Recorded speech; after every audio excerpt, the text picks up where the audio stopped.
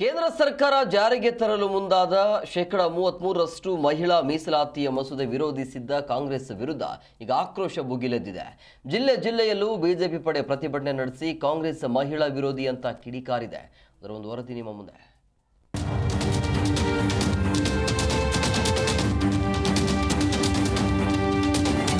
ಮಹಿಳಾ ಮೀಸಲಾತಿ bill pass ಮಾಡುವಂತೆ ಒತ್ತಾಯಿಸಿ ಬೆಂಗಳೂರಿನ ಫ್ರೀಡಂ ಪಾರ್ಕ್ ಅಲ್ಲಿ ನಾರಿಯರು ಬೃಹತ್ ಪ್ರತಿಭಟನೆ ನಡೆಸಿದ್ದಾರೆ. ವಿವಿಧ ಸಂಘಟನೆಗಳ ಮಹಿಳೆಯರು ಸೇರಿ ಕೇಂದ್ರ ಹಾಗೂ ರಾಜ್ಯ ಸರ್ಕಾರಗಳ ಗಮನ ಸೆಳೆಯಲು ಕೂಗಿದ್ದಾರೆ. ಗಾಂಧಿನಗರ ವಿಧಾನಸಭಾ ಕ್ಷೇತ್ರದ ಅಭ್ಯರ್ಥಿ ಸಪ್ತಗಿರಿ ಗೌಡ ಜಿ ಕನ್ನಡ ನ್ಯೂಸ್ ಜೊತೆ ಮಾತನಾಡಿ ಮಹಿಳೆಯರನ್ನ ಕಾಂಗ್ರೆಸ್ ಕಡೆಗಣಿಸುತ್ತಿದೆ ಅಂತ ಆರೋಪಿಸಿದ್ದಾರೆ.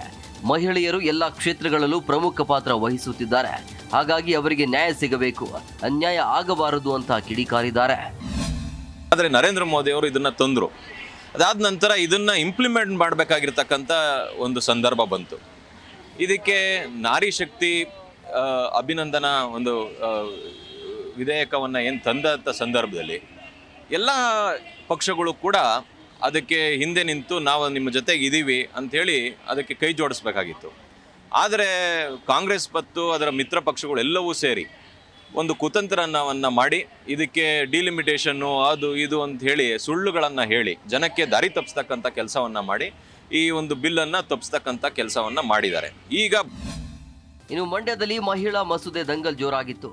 ಮಹಿಳೆಯರ ಮೇಲೆ ಕಾಂಗ್ರೆಸ್ ನಾಯಕರು ದೌರ್ಜನ್ಯ ಮಾಡ್ತಿದ್ದಾರೆ ಅಂತ ಆಕ್ರೋಶವನ್ನ ವ್ಯಕ್ತಪಡಿಸಿದ್ರು. ಮಂಡ್ಯದ ಸಂಜಯ್ ವೃತ್ತದಲ್ಲಿ ಈ ಒಂದು ಪ್ರತಿಭಟನೆ ನಡೆಸಲಾಯಿತು.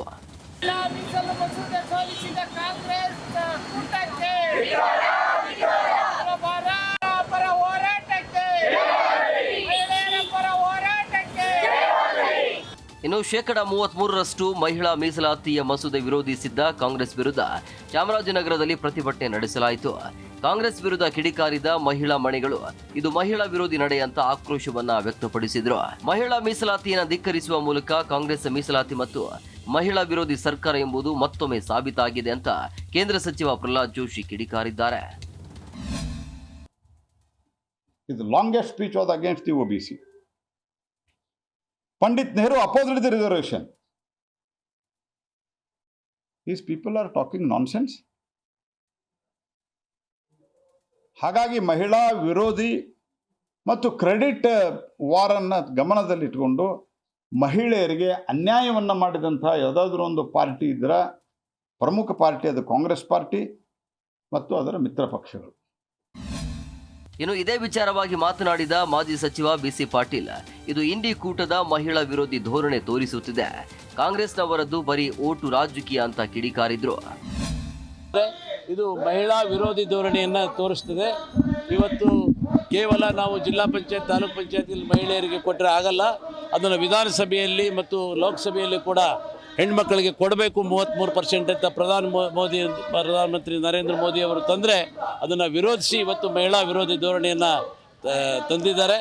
ಇದರಿಂದ ಈ ದೇಶದ ಮಹಿಳೆಯರಿಗೆ ಬಹಳ ದೊಡ್ಡ ನಷ್ಟ ಆಗಿದೆ. ಕೇವಲ ಮಹಿಳೆಯನ್ನು ವೋಟ್ ಬ್ಯಾಂಕ್ ಮಾಡ್ಕೊಳ್ಳದೆ ಇವತ್ತು ಕೇವಲ ಮಹಿಳೆ ವೋಟ್ಗೋಸ್ಕರ ಇರೋದು. ಸಿದ್ದರಾಮಯ್ಯನವರು ಹೇಳ್ತಾರೆ ಗೃಹಲಕ್ಷ್ಮಿ ಯೋಜನೆ ತಂದುಬಿಟ್ಟಿದ್ದೀವಿ, ಹೆಣ್ಮಕ್ಳು ಉದ್ಧಾರ ಆದ್ರು. ಸ್ವಾಮಿ, ನೀವು ಕೇವಲ ಗೃಹಲಕ್ಷ್ಮಿ ಯೋಜನೆ ತಂದು ಹೆಣ್ಮಕ್ಳಿಗೆ 2,000 ಕೊಟ್ಟರೆ ಹೆಣ್ಮಕ್ಳು ಉದ್ಧಾರ ಆಗೋದಿಲ್ಲ. ಅದೇನೇ ಇರಲಿ, ಕಾಂಗ್ರೆಸ್ ನಡೆ ಬಿಜೆಪಿಗೆ ಹೊಸ ಅಸ್ತ್ರ ಆಗಿರೋದರಲ್ಲಿ ಸಂಶಯವಿಲ್ಲ. ಜಿಲ್ಲೆಯಲ್ಲೂ ಪ್ರತಿಭಟನೆ ಕಾವು ಜೋರಾಗಿದೆ. ಮುಂದಿನ ಚುನಾವಣೆಗೆ ಇದು ಯಾರಿಗೆ ಲಾಭ ತಂದು ಕೊಡಲಿದೆ ಅನ್ನೋದು ಕಾಲವೇ ನಿರ್ಧರಿಸಲಿದೆ. Mallikarjun Patil, G Kannada news.